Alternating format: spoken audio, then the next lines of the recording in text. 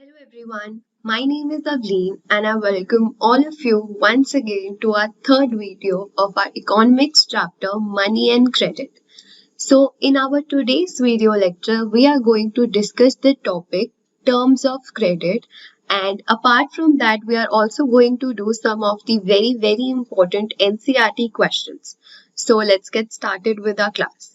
So as told, our first topic for our today's class is terms of credit. So terms of credit, what do we mean by terms of credit?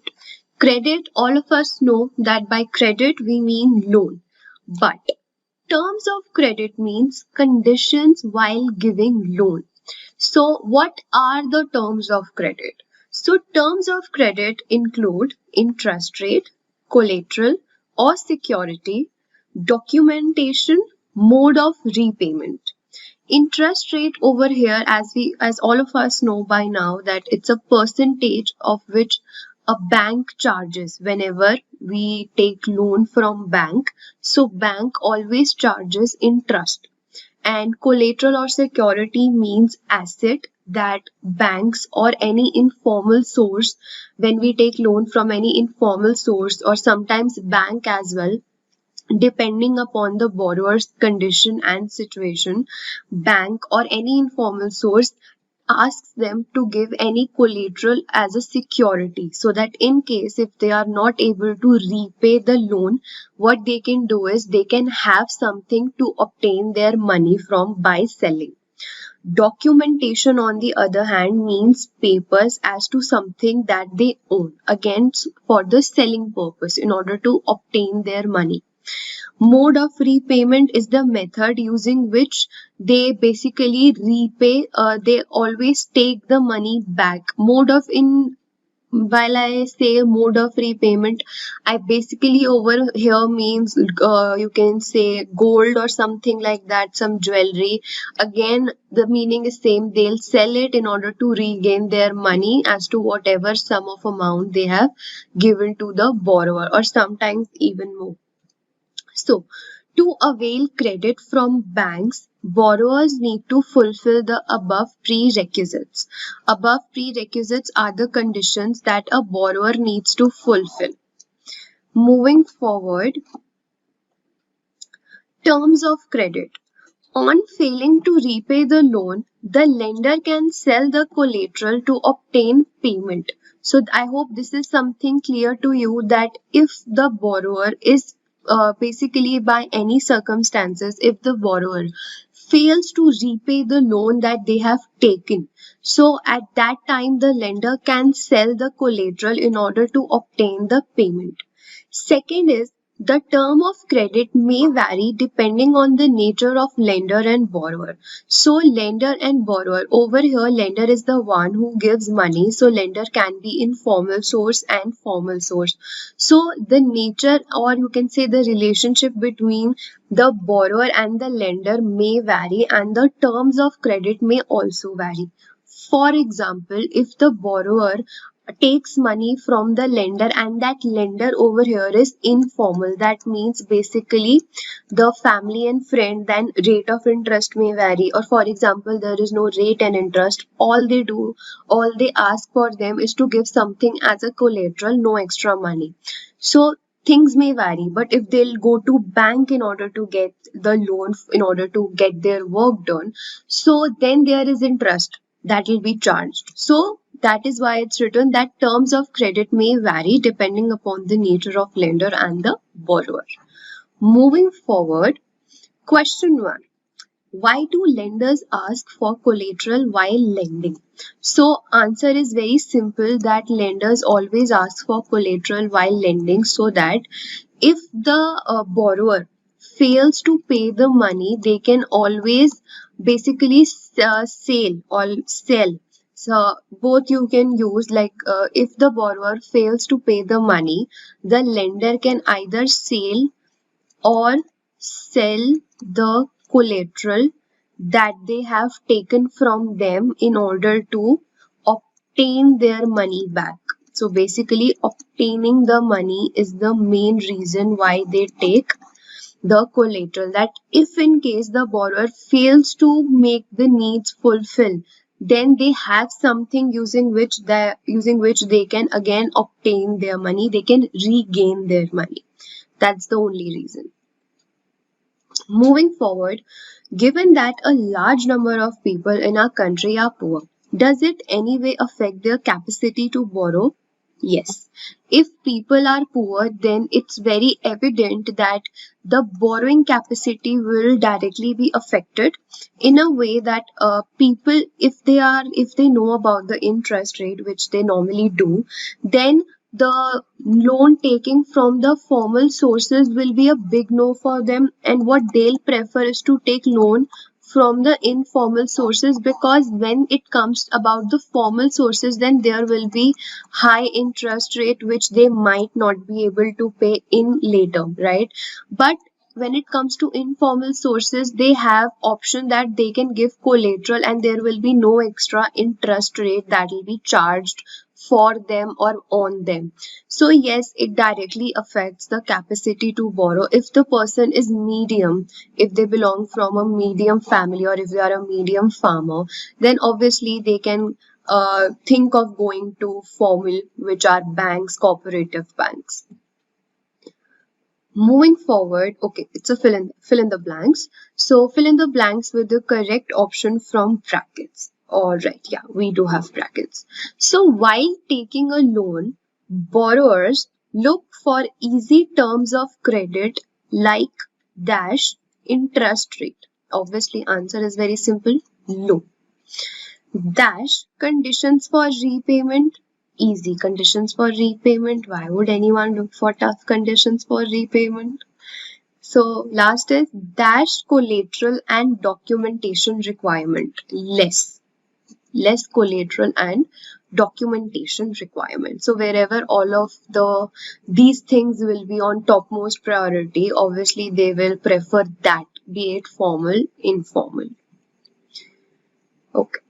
A variety of credit arrangements. Sonpur's example. Okay, so before proceeding forward, this is the example that's already given in your NCRT books. So definitely you can, if you want to make sure, if you want to look again, so you can definitely, but in the forward upcoming chapter, we will be definitely going through that as well.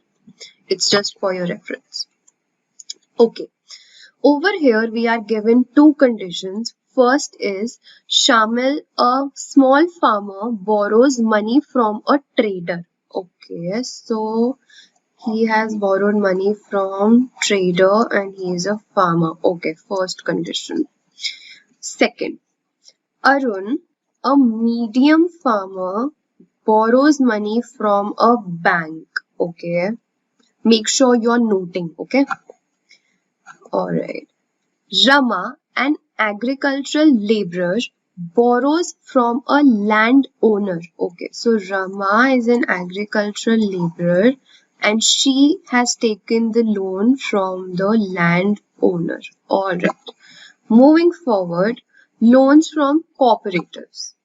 Krishak cooperative functions in a village near Sonpur with 2,300 farmers as members.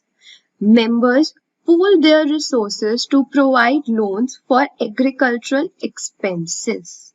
Okay, got it. So this is the situation again, scenario. Alright, now we have questions. So the first question over here is, list the various sources of credit in Sonpur. So sources of credit over here means that here we have to list various names from where people can get credit. Credit means loans. So remember I was telling you to note. So first we can take, it was money lender. This is the first name. Second was the Arun example, which is bank. Third will be your Rama example, which is again trader. Trader are also one of them. Fourth is your cooperatives, which is Krishak cooperatives. So these are the four examples four types of resources that we have taken from our case study example Sonpur. Okay, so don't get confused as to from where I have taken these names. These four names have been taken from the Sonpur example which we just discussed. Okay, moving forward, compare the terms of credit for small farmer, medium farmer, and the landless agricultural worker. Alright, so over here we basically have to compare the terms of credit. So talking about the small farmer, the terms of credit will be that they might find the interest rate higher. Okay. Second is that from whosoever person they are taking loan, what if in a worst case scenarios, if they will be not be able to repay the loan that they have taken, since they are farmers, from the trader from whom they have taken loan, the trader can basically say him that okay, if you cannot repay me back the amount, the sum of money that you have taken from me, what you can do is you can always give me the crops, you can always sell me your produce but in the lower rate. So this will again be a loss for a farmer because he is not selling the crops into the farm market rates. Instead he is selling his crops onto a very cheap and low rate prices just because he wants to repay the loan that he is not able to repay in the form of cash economy. Okay. Second is about the medium farmers. So medium farmers was Arun. So Arun has taken loan from bank, if we remember, right? So what can happen is that he will be able to pay the loan, but yeah, not in 6 or 1 month. But yes, it might take him to around 3 years in order to repay the loan. But yes, he will be able to repay the loan. Okay. Also, once the loan is repaid, what he can do is in order to expand his business, he can always again retake the loan, and again when he'll make profit from his business, from his farming business, again he can repay the loan. So like this, he can work. Now, talking about our third party, which is landless agricultural worker. So, now here we can see with the name only we can make out that condition is not that good. So when it comes to landless agricultural laborer or worker, what happens is, see, they are already landless, right? So if they take loan, if they take credit, so there is no way that they can pay back in the form of money. So this is a big no. So what they can do is they can continue to work under their landlords, for their landlords, in order to repay the amount of money that they have taken. Because firstly they are not even having homes, they are landless, okay, and they are working for somebody else. So this is the only way they can pay the money. Also the rate of interest is very high for them, so they cannot consider that as well. If they think that okay, we'll pay money or slowly, so rate of interest will also be charged. If they think that okay, I'll go to bank, so rate of interest is also high for them. So this is the only way that they can repay in order to keep working for their landlords or landowners, depending upon with whom they have done this business type of exchange. So yeah, these are the three different scenarios that were taken from the example of Sonpur, which basically tell us the condition, the credit condition, as to how it will be treated in when it comes to middle, rich, and poor. Okay. Moving forward, why will Arun have higher income from cultivation as compared to Shamla? Okay, so Arun will have higher income from cultivation because reason being Arun has taken the loan from bank. Okay, whereas our second party has taken loan from informal source. Okay, so as we know that as we have just discussed that Arun will be able to pay back the loan, and first let me write this. He'll be able to pay back the loan, but over here paying back the loan, okay, we can consider that he'll also able to pay back the loan, but when, that's not we can tell, right? So what the trader can tell him that, okay, if you cannot repay me back, do one thing, sell your cultivation, sell your yield to me in less, in cheaper rates, not the market rates but the cheaper rates. Overall, if you see, then there he is facing loss, but Arun, or the other hand, while the time he is paying back the loan to the, you can say, bank, in the form of interest, if the bank is charging him interest, if he is late in paying the money back. So if in case bank is charging him interest, then also his business is not being hampered.